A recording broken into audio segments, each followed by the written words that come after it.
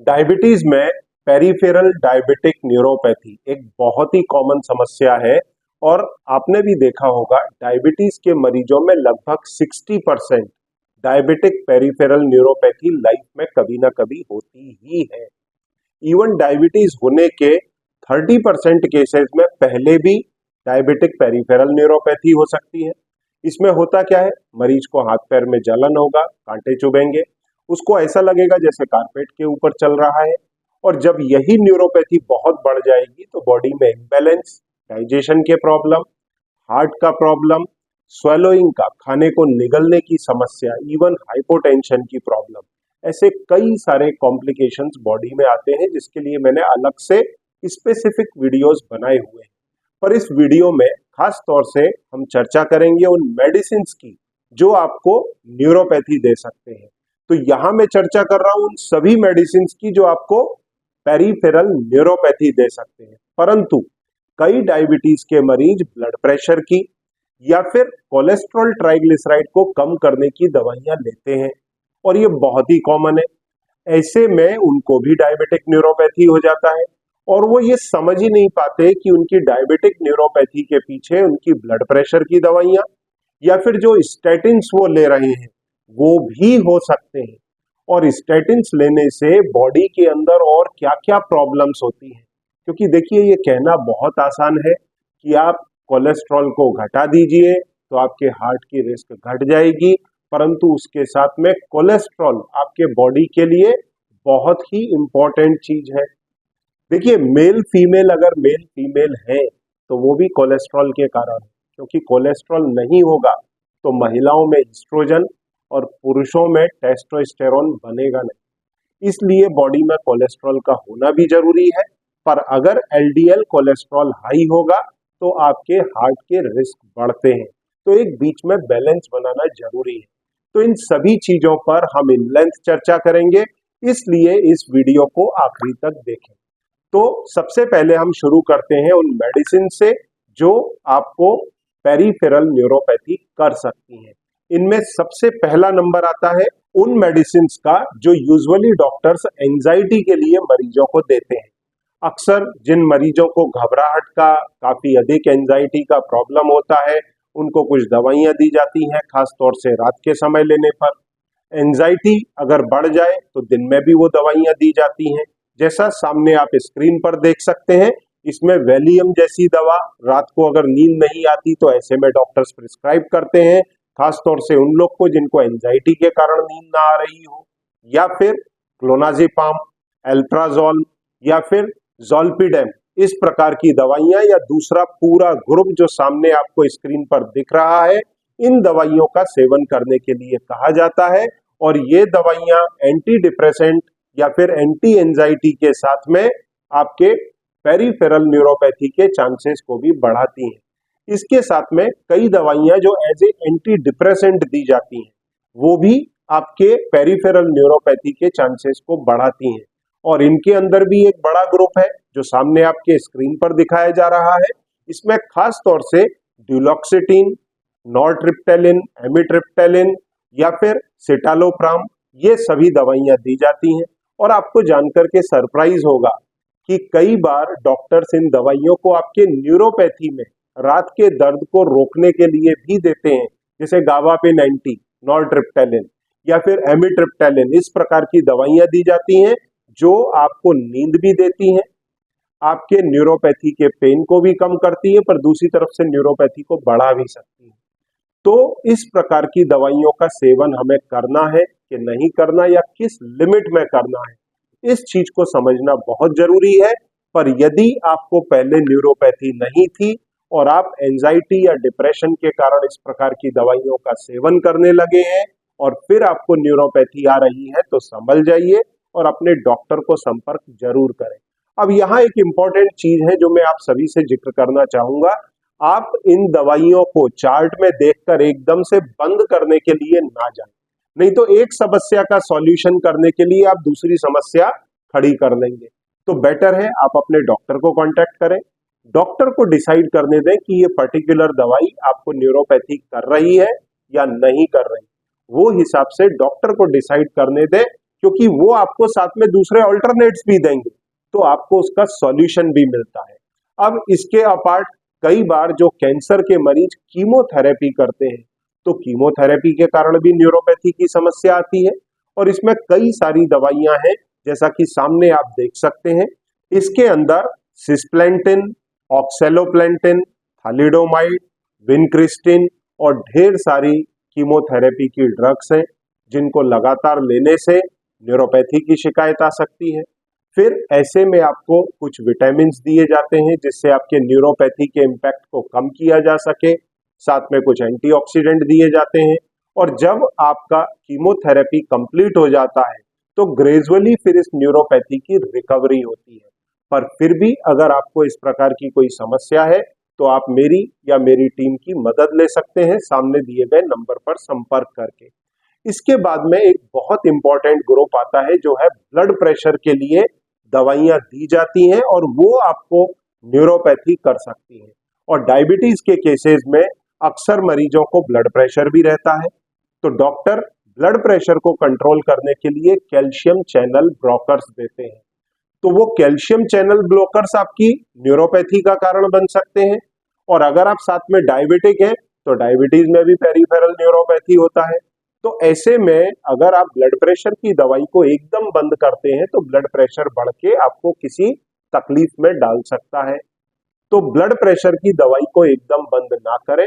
अगर आप भी कैल्शियम चैनल ब्लॉकर्स ले रहे हैं, तो अपने डॉक्टर को संपर्क करें, उन्हें न्यूरोपैथी के बारे में बताएं, उनको आपके ब्लड प्रेशर की दवाइयों को रीशेड्यूल करने दें।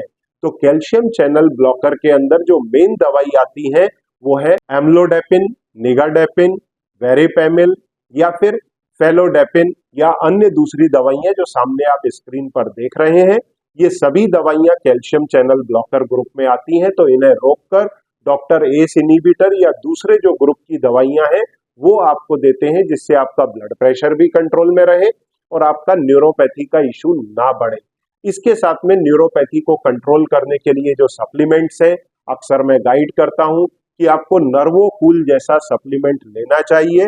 इसका सेवन करने से 1 से 3 महीने में आपकी न्यूरोपैथी में भारी कमी आती है। इसमें वो सभी विटामिन, मिनरल, एंटीऑक्सीडेंट्स हैं, साथ में अमाइनो एसिड्स हैं, जो आपकी न्यूरोपैथी को हील करते हैं। इसके साथ में जो पॉजिटिव फैक्टर है, जैसे मान लीजिए आप कैल्शियम चैनल ब्लॉकर ले रहे हैं, तो उनके डोजेस को रीशेड्यूल करना जरूरी है, उसके ऑल्टरनेट्स लेना जरूरी है। इसके अपार्ट मान लीजिए आपकी कीमोथेरेपी चल रही है, तो वो कीमोथेरेपी कंप्लीट होने पर जब आप बंद करेंगे, तो आपकी न्यूरोपैथी की रिकवरी होगी। वैसे ही अगर आप एंजाइटी और एंटी डिप्रेसेंट ले रहे हैं, तो उनके डोजेस को आपको शेड्यूल करना पड़ेगा अपने डॉक्टर से बात करके। इसके साथ में जब आप नर्वोकूल लेते हैं, तो आपके न्यूरोपैथी की आप देखेंगे कि तेजी से रिकवरी होती है। अब इसके बाद में एक बहुत इंपॉर्टेंट ग्रुप है, जो जितने भी ब्लड प्रेशर या डायबिटीज के मरीज हैं, उनको अक्सर डॉक्टर्स देते हैं, और खास तौर से इस्केमिक हार्ट डिसीज में जिनको हार्ट की प्रॉब्लम है, उन्हें तो ये दवाई दी ही जाती है, और वो है स्टैटिन ग्रुप। स्टैटिन ग्रुप के अंदर एटेरोवेस्टेटिन, रोजुवास्टेटिन, सिम्वेस्टेटिन, ये इस प्रकार के स्टैटिन हैं जो काफी कॉमन रूप में दिए जाते हैं। और इसमें मैं एक बात हकीकत में बोलूं, इसको रेवड़ी के जैसा खिलाया जाता है। तो इन दवाइयों के सेवन से भी आपके बॉडी में कई सारे साइड इफेक्ट्स आते हैं। इससे खाली एक साइड इफेक्ट कि आपको डायबिटिक न्यूरोपैथी होती हो या फिर स्टैटिन इंड्यूस्ड न्यूरोपैथी होती हो, ऐसा नहीं है। इसके अपार्ट इनके ढेर सारे साइड इफेक्ट्स हैं, जिनको छुपाया गया है, दबाया गया है। उन सभी साइड इफेक्ट्स की हम चर्चा करेंगे, और न्यूरोपैथी को ये किस प्रकार से बढ़ा सकती है, उसकी लेंथ चर्चा करेंगे। तो अगर आपके प्रिस्क्रिप्शन में भी स्टैटिन्स हैं, तो हम आपको आगे नेचुरल तरीका भी बताएंगे, जिससे आप अपने ट्राइग्लिसराइड कोलेस्ट्रॉल को कंट्रोल कर सकते हैं और स्टैटिन के सेवन से बच सकते हैं। अब स्टैटिन्स जो है वो आपको डॉक्टर्स प्रिस्क्राइब क्यों करते हैं, कि आपके ब्लड में अगर कोलेस्ट्रॉल की मात्रा बढ़ी हुई है, तो उसको घटाया जा सके, और साथ में जो एलडीएल है, लो डेंसिटी लाइपोप्रोटीन, जो आपके खून की नलियों को ब्लॉक करके हार्ट अटैक या दूसरी डिफिकल्टीज लाइक स्ट्रोक्स आपके ब्रेन में पैदा कर सकते हैं, उसको घटाने के लिए अक्सर डॉक्टर्स स्टैटिन देते हैं। अब ये स्टैटिन करते क्या है? ये आपके लिवर के कुछ एंजाइम्स पर काम करते हैं जिसे बोलते हैं HMG को एंजाइम रिडक्टेज। इसके ऊपर काम करता है, इसको ब्लॉक करता है। इसे जब ब्लॉक करेगा तो क्या होगा, कोलेस्ट्रॉल नहीं बनेगा। पर आपके शरीर को कोलेस्ट्रॉल, जो आपका बॉडी के अंदर फैट का डाइजेशन होता है, उसके लिए कुछ बाइल जूसेस बनते हैं लिवर से। उन बाइल जूसेस को बनाने में भी कोलेस्ट्रॉल लगता है। तो जब कोलेस्ट्रॉल कम बनेगा और आप फैट खाएंगे तो आपको बाइल जूस की जरूरत है। तो लिवर उसको बनाने के लिए या दूसरी चीजों के लिए जो कोलेस्ट्रॉल बनाना जरूरी है, उसके लिए लिवर बड़ी मात्रा में LDL ब्लड से खींचने लगता है। ऐसे में आपके खून के अंदर LDL की मात्रा घटती है और वो आपके बॉडी में ब्लॉकेजेस कम पैदा करता है। तो ये पूरा प्रिंसिपल है कि किस प्रकार आपके शरीर में कोलेस्ट्रॉल और LDL की मात्रा को घटाया जाता है, जिससे आपका हार्ट, इस्चेमिक हार्ट डिजीज या फिर स्ट्रोक से आपका बचाव हो सके। पर यह बचाव की बात अपनी जगह ठीक है, इसमें अलग कंट्रोवर्सीज है कि कोलेस्ट्रॉल को इतना कंट्रोल करने की जरूरत नहीं है। परंतु ये बात सच है कि अगर कोलेस्ट्रॉल को आपने बहुत कम कर दिया तो आपके बॉडी को कोलेस्ट्रॉल की जरूरत कई कामों के लिए पड़ती है। और इसी में एक इंपॉर्टेंट चीज है, आपके जितने भी नर्व टिश्यूज हैं, नर्व्स के ऊपर जो माइलिन शीथ है या ब्रेन टिश्यूज हैं, उनके सिंथेसिस के लिए, शीथ्स के मेंटेनेंस के लिए कोलेस्ट्रॉल की आवश्यकता पड़ती है। तो यदि आपके बॉडी में कोलेस्ट्रॉल की मात्रा घट जाएगी तो आपके जो नर्व्स हैं उसके ऊपर की माइलिन शीथ डैमेज होगी और उसके कारण आपके शरीर के अंदर न्यूरोपैथी आएगा। अब यदि डायबिटीज का मरीज अपने ट्राइग्लिसराइड कोलेस्ट्रॉल को कंट्रोल करने के लिए स्टैटिन्स ले रहा है तो स्टैटिन के कारण न्यूरोपैथी होगी, साथ में डायबिटीज के कारण भी न्यूरोपैथी होगी। क्योंकि डायबिटीज में आपके शुगर लेवल हाई होते हैं, तो वो हाई शुगर लेवल भी आपके खून के नलियों के साथ में जाकर के जो नर्व्स हैं उसके ऊपर की शीट को डैमेज कर सकते हैं। तो ये डबल इफेक्ट आता है आपके नर्व्स के ऊपर, जब आपका ट्राइग्लिसराइड कोलेस्ट्रॉल तो बढ़ा हुआ है ही, पर साथ में आप डायबिटिक भी हैं, तो उस कंडीशन में अब इसके ऊपर कई स्टडीज की गई हैं और स्टडीज के अंदर ये पाया कि जिन मरीजों को स्टैटिन दिया गया लंबे समय तक, उन मरीजों में लगभग 16 गुना रिस्क बढ़ गया डायबिटीज न्यूरोपैथी का या फिर माइलिन शीथ के डैमेज का। डेनमार्क में एक बहुत बड़ी स्टडी की गई लगभग 50,000 मरीजों में, और उनमें जब 1 साल तक लगातार स्टैटिन दिए गए तो ये देखा लगभग 15% लोगों के अंदर न्यूरोपैथी डेवलप हो गई। और जब इन्हीं मरीजों को 2 साल तक स्टैटिन लगातार दिए गए तो लगभग 26% मरीजों ने शिकायत किया न्यूरोपैथी के बारे में। तो इतने हाई इंसिडेंसेस हो जाते हैं, क्यों? क्योंकि जो कोलेस्ट्रॉल आपके बॉडी में कम होता है तो कोलेस्ट्रॉल आपके जो नर्व्स हैं उसकी जो माइलिन शीथ है उसे बनाने के काम आता है। साथ में ये कोलेस्ट्रॉल का बड़ा रोल आपके ब्रेन में भी है। इसलिए जो लोग इन मेडिसिन पर रहते हैं उनको मेमोरी लॉस की शिकायत, एल्जाइमर, डिमेंशिया, इस प्रकार की बीमारियों की शिकायत भी आती है। और जो लोग पहले से ही न्यूरोपैथिक हैं और साथ में स्टैटिन ले रहे हैं तो उनके न्यूरोपैथी की समस्या मैनी फोल्ड बढ़ जाती है। इसलिए अगर आपको न्यूरोपैथी है तो आप अपने डॉक्टर को जरूर संपर्क करें अगर आपके प्रिस्क्रिप्शन में स्टैटिन्स लिखे हैं तो। और अगर आपका ट्राइग्लिसराइड कोलेस्ट्रॉल बढ़ा हुआ है और आप अपने हार्ट की रिस्क को घटाना चाहते हैं तो उसको आप डाइटरी प्रोटोकॉल और लाइफस्टाइल चेंजेस से भी अचीव कर सकते हैं और स्टैटिन्स के साइड इफेक्ट को रोकने के लिए उसे बंद कर सकते हैं। इसकी चर्चा हम आगे करेंगे, परंतु पहले हम ये जानेंगे कि स्टैटिन्स के और क्या साइड इफेक्ट हैं। एक तो न्यूरोपैथी पर इफेक्ट है, दूसरा आपके ब्रेन पर है, मेमोरी को घटाता है, डिमेंशिया और एल्जाइमर्स की रिस्क को बढ़ाता है। इसके अपार्ट कोलेस्ट्रॉल जरूरी है आपके शरीर में कई सारे हार्मोन्स को बनाने के लिए। महिलाओं में ईस्ट्रोजन, पुरुषों में टेस्टोस्टेरोन, ये इसी कोलेस्ट्रॉल से बनता है। कोलेस्ट्रॉल इन हार्मोन्स का प्रीकर्सर है। मतलब जैसे आप रोटी बनाते हैं, रोटी किसकी बनाते हैं? आटे की। तो अगर आटा ही नहीं होगा तो रोटी बनेगी कैसे? तो अगर कोलेस्ट्रॉल ही नहीं है तो टेस्टोस्टेरोन और ईस्ट्रोजन बनेगा कैसे, कॉर्टिसोल बनेगा कैसे, विटामिन डी बनेगा कैसे? और जब ये नहीं बनेंगे तो आपके बॉडी में दूसरे प्रॉब्लम्स आने चालू हो जाएंगे। इसलिए कोलेस्ट्रॉल का एक लिमिट में आपके शरीर में होना जरूरी है। इसके अपार्ट आपको इरेक्शन का प्रॉब्लम होगा, क्योंकि जब आपके शरीर में टेस्टोस्टेरोन जैसा हार्मोन बनेगा नहीं तो सेक्सुअल प्रॉब्लम आएगा। फिर ये आपके डायबिटीज के रिस्क को भी बढ़ाता है। देखिए, डायबिटीज के मरीज को स्टेटिन दिया जा रहा है और यही स्टेटिन आपकी न्यूरोपैथी को भी बढ़ा रहा है और आपके डायबिटीज की रिस्क को भी बढ़ा रहा है। इसलिए कई मरीज जो स्टेटिन पर जाते हैं डायबिटीज के अंदर, वो बोलते हैं जब से मैंने स्टेटिन कोलेस्ट्रॉल ट्राइग्लिसराइड कम करने की दवाई शुरू की है मेरी ब्लड शुगर बढ़ने लगी है। या कई मरीज ये ऑब्जर्व करते हैं कि जब से डॉक्टर ने उनको स्टेटिन दिया है उसके कुछ ही महीनों बाद वो डायबिटिक हो गए हैं। और ऐसे में आपके डॉक्टर का जवाब मालूम है क्या होगा? क्योंकि ये मैंने कई साइंटिस्ट लोगों से सुना है। मैं एक कॉन्फ्रेंस अटेंड करने के लिए गया था जो इसी चीज को, स्टेटिन को लेकर के उस कॉन्फ्रेंस में जिक्र हुआ। ये कॉन्फ्रेंस थी central drug research institute of India, उनका कोई प्रोग्राम था और वहां कई साइंटिस्ट ने अपने चीजों को डिस्कस किया। तो उसमें एक साइंटिस्ट ने बताया कि उन्होंने स्टेटिन्स पर काम किया गया है। उन्होंने यूएस में स्टेटिन्स पर लंबे समय काम किया है और उसमें सबसे दुखद जो उसका एस्पेक्ट था वो क्या था कि जब उन साइंटिस्ट से ये पूछा गया कि स्टेटिन्स आपके डायबिटीज के रिस्क को बढ़ाते हैं तो उसे कैसे काउंटर करेंगे, तो उन्होंने कहा कि अगर हार्ट बचेगा तो इंसान बचेगा, जब इंसान बचेगा तो अगर मरीज को डायबिटीज हो जाती है तो उसके लिए हम दूसरी दवाइयां दे देंगे। मतलब देखिए कितनी आसानी से उन्होंने एक बीमारी के कंट्रोल के लिए एक दवाई दी, उसने दूसरी बीमारी को क्रिएट किया, डॉक्टर्स ने बोला उसके लिए हम दूसरी दवाई दे देंगे।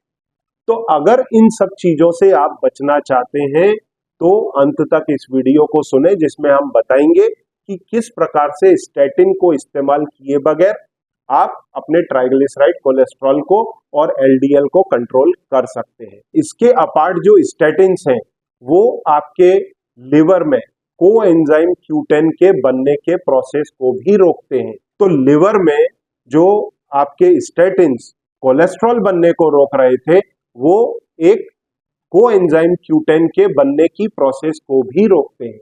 और ये कोएंजाइम Q10 आपके मसल फंक्शन के लिए बहुत जरूरी है।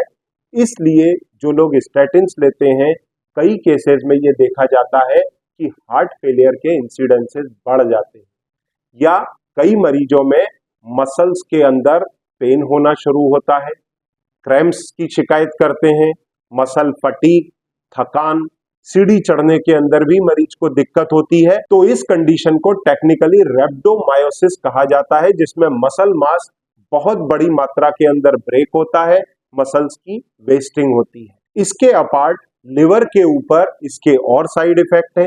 ये लिवर के एंजाइम्स को बढ़ा सकता है, लिवर डैमेज कर सकता है, इवन लिवर कैंसर भी कर सकता है। और यदि आपको स्टेटिन के इस्तेमाल से बचना है तो इसके कई सारे तरीके हैं। आप अपनी लाइफस्टाइल और डाइटरी प्रोटोकॉल को चेंज करके आप कोलेस्ट्रॉल, ट्राइग्लिसराइड और एलडीएल की मात्रा को घटा सकते हैं। उसके लिए आपको करना क्या है? सबसे पहला, आप रेगुलर योगा करें, वॉक करें, साइकिलिंग करें, रेजिस्टेंस एक्सरसाइज करें, जिससे आपका एचडीएल बढ़ेगा और एचडीएलडीएल घटेगा, ट्राइग्लिसराइड घटेगा। इसके साथ में आप अपनी डाइट चेंज करें। डाइट के अंदर फाइबर की मात्रा को बढ़ाएं, कार्बोहाइड्रेट की मात्रा को घटाएं, फ्रूट्स लें, होल व्हीट ग्रेन या फिर होल ग्रेन्स लें जिसके अंदर फाइबर बड़ी मात्रा में हो, खासतौर से सॉल्युबल फाइबर्स हो। इसके अपार्ट आपको ओमेगा 3 फैटी एसिड का सेवन करना चाहिए, चाहे तो आप फिश ऑयल के कैप्सूल्स लें या फिर सप्लीमेंट अगर आप अवॉइड करना चाहते हैं तो फैटी फिश का सेवन कर सकते हैं। यदि आप वेजिटेरियन हैं तो चिया सीड और फ्लैक्सीड का सेवन कर सकते हैं। इससे आपको एचडी-एलडीएल को घटाने में और ट्राइग्लिसराइड को घटाने में मदद मिलती है, बॉडी में इन्फ्लामेशन को घटाने में मदद मिलती है। इसके साथ में आपके फूड में मोनो अनसैचुरेटेड फैटी एसिड की क्वांटिटी को अपने फूड के अंदर बढ़ाएं। इसमें रिच कौन सी चीजें हैं? जैसे avocado, olive oil, nuts and seed, ये फिर आपके HDL को बढ़ाते हैं। और यदि आप चाहते हैं कि कुछ सप्लीमेंट लें जिससे आप HDL की मात्रा को बढ़ा सकते हैं, तो उसके लिए नाइसिन NF करके एक टैबलेट आती है, उसका आप सेवन कर सकते हैं, जिससे प्रूवन रिजल्ट्स तो नहीं है, पर ऐसा माना जाता है, रिसर्च में देखा गया है कि HDL को बढ़ाने में और LDL को घटाने में आपको मदद मिलती है। तो इन सभी तरीकों को अपना करके स्टैटिन्स को आप अवॉइड कर सकते हैं और नेचुरल तरीके से अपने ट्राइग्लिसराइड, कोलेस्ट्रॉल और LDL की मात्रा को कंट्रोल कर सकते हैं और इसके साथ में स्टैटिन के साइड इफेक्ट से बच सकते हैं। अब यदि आपको भी डायबिटिक न्यूरोपैथी है या फिर पेरिफेरल न्यूरोपैथी है, आप इनमें से कोई भी दवाइयों का सेवन कर रहे हैं, तो आपके डॉक्टर को संपर्क करें, उनको बताएं कि आपको न्यूरोपैथी की शिकायत आ रही है। तो अगर उनको ऐसा लगेगा कि इन दवाइयों के कारण आपको न्यूरोपैथी हो सकता है, तो डेफिनेटली वो उनको बंद करेंगे, उसके ऑल्टरनेट देंगे। और फिर भी यदि आपके कुछ डाउट्स हैं, तो आप सामने दिए गए नंबर पर संपर्क करके मेरी और मेरी टीम की मदद ले सकते हैं। Thank you very much.